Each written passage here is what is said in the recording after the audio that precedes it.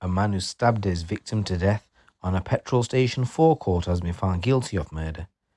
26-year-old Mohammed Duraab Khan died after being stabbed 16 times with a machete at the fuel station in Nottingham on January the 31st, 2024. Police launched a manhunt and tracked down the killer, Haseeb Majid, after analysis of CCTV footage. When he was arrested, Majid was found to have had a small wound on his right knee. Although he claimed the injury was from a fall, detectives used CCTV from the incident to show how he had sustained that injury during the attack on Mr. Khan. Majid denied murder but was found guilty after a trial at Nottingham Crown Court, which began on the 12th of August and concluded yesterday. The 22-year-old is going to be sentenced on a date in the future. Mr. Khan and a friend had spent the day of the 31st January dropping off relatives at Gatwick Airport. They returned to Nottingham that afternoon and were going to buy food when they stopped for fuel at around 6:15 in the evening. As the driver, Mr. Khan's friend filled up the car, and a man swinging a large blade and wearing a black hooded coat with his face covered ran onto the forecourt. The driver jumped out the way as the attacker then opened the driver's door and made stabbing motions towards Mr. Khan as he sat in the front passenger seat. When Mr. Khan got out of the car, the knife man made his way around the vehicle and launched a sustained attack.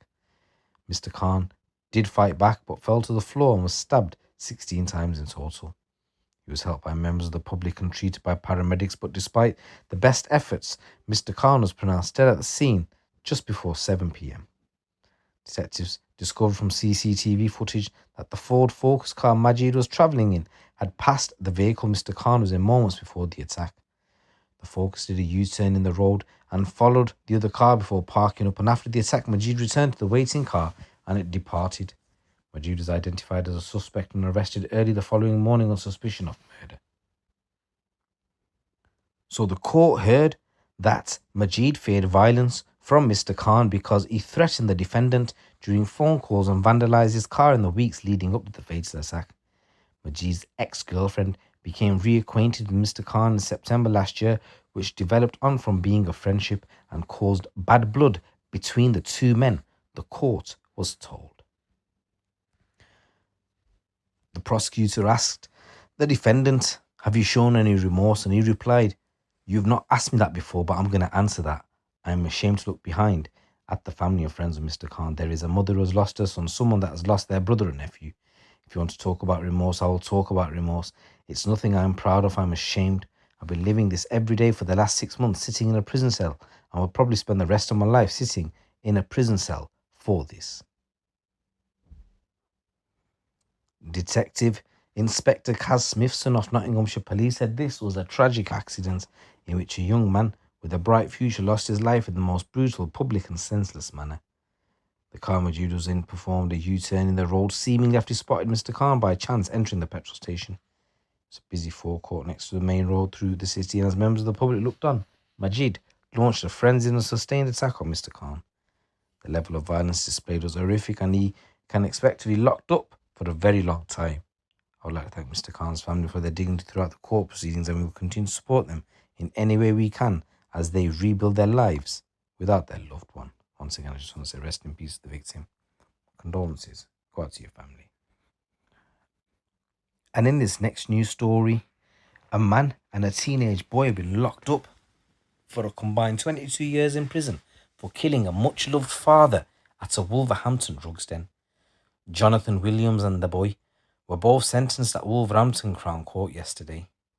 Early this year, a jury at Wolverhampton Crown Court found Williams guilty of the manslaughter and intentional wounding of Devon Harrison on the 30th of December last year. He was also found guilty of possessing a knife and was sentenced to 19 years in prison. The boy, the 17-year-old, was sentenced to 3 years in the Young Offenders Institute for wounding with intent and also possessing a knife. So, CCTV showed how Williams and the boy arrived at the property on an e-scooter and a bike shortly after 11 o'clock in the morning on the 30th of December last year. Around a minute later, they were seen leaving the address, having fatally attacked Mr. Harrison. Through the trial at Wolverhampton Crown Court, the pair maintained they had gone to the address to conduct a drug deal which didn't go to plan. Mr. Harrison sustained a fatal gunshot injury to the chest and serious knife wounds to his head and hands. He was left to die alone on the kitchen floor. Both Williams and the boy, who was 16 at the time, were arrested on the 7th of January after extensive CCTV inquiries helped to track their movements before and after the attack. Detective Inspector Michelle Cordell, who led the investigation, said Devon's death continues to have a devastating impact on his family and loved ones. Our thoughts remain with them as they continue to grieve. There are no verdicts or sentences that can ever replace Devon's life, which was taken in such a cruel and unnecessary way. I hope the sentences offer some comfort to his family and that they can try to rebuild their lives. And in this next news story, 3 men have been jailed for their part in the kidnap, torture, and horrific killing of a popular radio DJ by an international organized crime group. Mehmet Kore Alpagin and his girlfriend Gozde Dalbudak was snatched as they returned from an Italian restaurant in Mayfair in central London in October 2022. They were taken to a wine bar backing onto White Hart Lane, where 43-year-old Mr. Alpagin was attacked. His body was later dumped in Essex Woodland, and the 34-year-old Miss Dabuldak spent 2 days locked in a toilet before being freed by her captors. Dylan Weatherly from Tottenham was found guilty of the manslaughter of Mr. Alpagin and his kidnap and false imprisonment. And today at the Old Bailey he was jailed for 5 years. This will be added to a sentence he's already serving for a separate conspiracy to murder, for which he received life with a minimum term of 16 years. Kyrie Mitchell-Pert, who pleaded guilty to the kidnap and false imprisonment of Mr. Alpagin and his girlfriend, was sentenced to 6 years and 4 months, and the Bulgarian painter Issei Stoyanov, he got jailed for 18 months for perverting the course of justice. Sentencing Judge Sarah Whitehouse Casey said it is plain that the principal movers recruited others to carry out the crimes whilst avoiding detection themselves. Some have fled the jurisdiction, and it is clear that those who were the primary parties who inflicted the appalling suffering on Kore Alpagin have so far escaped justice.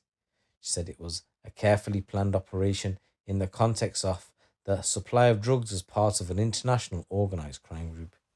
In a victim impact statement read to the court, Mr. Bulldog said, "I was involved in the incident leading up to and following the murder of Corey, and to this day, the ordeal has left me traumatised. I'm scared of how the dark now after being locked up in darkness for 2 days.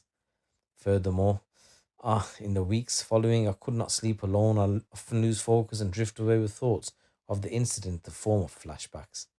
The court had previously heard that Mr. Alpagin had received 94 separate injuries to his body. Prosecutor Crispin Aylett Casey had told jurors, "It is obvious that before his death, Kore Alpagin had been stripped and horrifically tortured." The court heard that Mr. Alpagin, who was originally from northern Cyprus, owned a Turkish language radio station, as well as well-known and popular figure within the Turkish community in the UK. The prosecution alleged that 8 men had driven in 2 vehicles to the scene of the kidnapping, and it was alleged Weatherly was in the Polo, but Stoyanov was not in either car. Jurors told the group knew Mr. Alpagin's Audi was on its way to Enfield from Mayfair because it had been fitted with a tracking device. The court heard there's no evidence that Weatherly or Stoyanov were directly involved in the violence meted out to Mr. Alpagin.